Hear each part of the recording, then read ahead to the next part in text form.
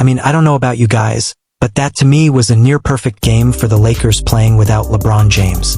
Whether you're talking about their offense really clicking on all facets, Luka Doncic dropping a near 50-point game, having a 49-point triple-double, yes, this time actually getting the triple-double after having a near 43-point triple-double in their season opener. Austin Reeves putting up 25 points, Rui Hachimura having 23 points, even getting 15 points from DeAndre, who played much better in their second game compared to the season opener. And then their defense actually stepping up too. And big shout out to both Marcus Smart and Jared Vanderbilt coming off the bench. After an up-and-down first quarter from the Lakers, in which their defense didn't look good at all. In fact, they basically played no defense during the first quarter. Marcus Smart really lit a fire under them. In fact, the five-man combo of Marcus Smart, Luka Doncic, Austin Reeves, Rui Hachimura, and Jared Vanderbilt ended the second quarter on a 16-5 run, which they definitely carried over into the third quarter. And speaking of the third quarter, they finally played well during the third quarter. I mean, in their season opener, they were flat out awful in the third quarter, coming out of halftime looking dead and giving up a 15-point gap to Golden State. They clearly figured out how to flip that tonight. I mean, I'm not sure what JT Rigg told them or what he did to fire them up in the locker room, but it clearly worked. So hopefully he keeps that energy going, and hopefully the whole team keeps this going forward too. But like I said, both Marcus Smart and Jared Vanderbilt definitely sparked it, really lighting a fire under the team during the first quarter, or rather the second quarter. Let me correct that, which absolutely carried over into the third quarter and throughout the entirety of the game for their team. No, it might not look great from a numbers standpoint, not a stats standpoint. Together, they only scored 5 points on 1 of 4 from the field, hitting just 1 3-point shot.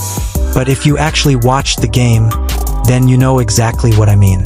Between Marcus Smart laying out and throwing his body around to chase loose balls, playing tough defense, and even bothering Anthony Edwards at times, actually scoring in transition for them.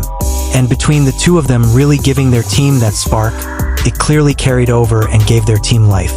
And with zero surprise to me at all, Marcus Smart finished the game with a plus 24 plus-minus rating, the highest on the roster, while only scoring 3 points to do it.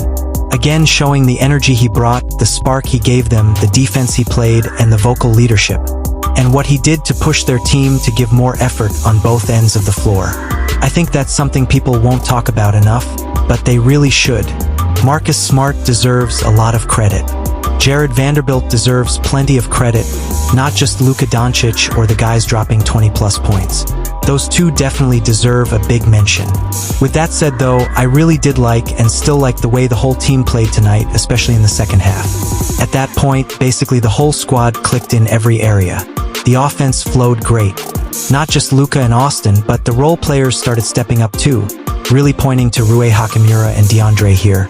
I love how Rui Hachimura got involved tonight. After the season opener where he only took 6 shots, all of which were 3-point attempts and not many of them were good looks, Rui Hachimura got 13 shots tonight, hitting 10 of them, which is way above his usual average and showing he can really be that third option for them if it's a mix of being involved in the offense and actually playing more aggressive too, which he definitely showed tonight. Dropping 23 points on 10 of 13 from the field, 2 of 4 from beyond the arc, even creating for himself a bit and getting a couple of and-ones to prove it. I love the way Hachimura played tonight, and I can actually say the same for DeAndre tonight as well. It wasn't just the box score that looked good. He passed the eye test, bringing real energy on the floor, even giving legit rim protection and out-rebounding Rudy Gobert, their opponent's center tonight. So I like how DeAndre looked in that area. Then, in the pick-and-roll game, I think it showed growth between him, Luka Doncic, Austin Reeves, and even a bit with Marcus Smart off the bench, too. In the end, he finished with 15 points, 8 rebounds, 1 block, going 7 of 11 from the field, and ending with a +9 plus-minus overall. So good game for DeAndre, great game for Rui Hachimura, absolutely terrific game for Luka Doncic and Austin Reeves, and overall a great team win. So with that being said, I'll let you hear from JJ Redick about it, how they look tonight, and how they can keep this momentum moving forward. JJ, first, what did you just make of Luka and the efficiency and the ways in which he was getting his shots and the whole floor game that he played? He managed the game really well. by that I mean we needed him. We had to have him scoring early. They were making shots. We made some defensive mistakes. Talked about it in a timeout. We did it against Golden State the other day. We just made stuff up. We've had enough practice now where we can stick to our rules, and if those rules don't work, yeah, we can make an adjustment. And we started getting stops. They went to some blitzes, double teams. He became a willing passer. Defensively early, thought they really attacked him. He responded to that. His defense, from halfway through the first quarter on was really good. And then just you get 11 rebounds out of your point guard is just awesome. So just a complete game from him tonight.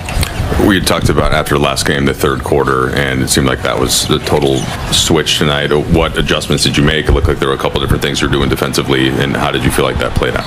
Oh, there were no basketball adjustments. There was a halftime routine adjustment. That's all. They called the first timeout, I think, for the first time in Lakers history. The other team called the first timeout in the third quarter. Had a nice all right with the group. All right group. Yeah, we did it, so maybe that's the blueprint. Just the coaches, just changing the routine a little bit. What did you say to Luka after he missed that layup when he had 48? Like, you guys had an exchange. There was some discussion around whether or not, I'm trying to get the guy 50, and I had already given him 3 chances, and I gave him a 4th chance. He gets fouled, and then he blows that too. So, but no, he was awesome. Let's say, what about after the free throw? The last free throws before he subbed out. What did you say to him after that? Oh, that's what I told him. I said, okay. You got 4 now. Because in the timeout, we were talking, and I said, I've given you 3 chances. You passed up a layup. Gabe had a wide open 3. Love good to great. We don't need to go good to great to great to great. Like, just take the shot, So, to do what we did tonight against that team, which, going back to last year, I know the first game of the season was like a 6 turnover game for us. The next 2 in Minnesota were, if they weren't high teens, they were low 20s turnover. Turnovers hurt us in the series last year.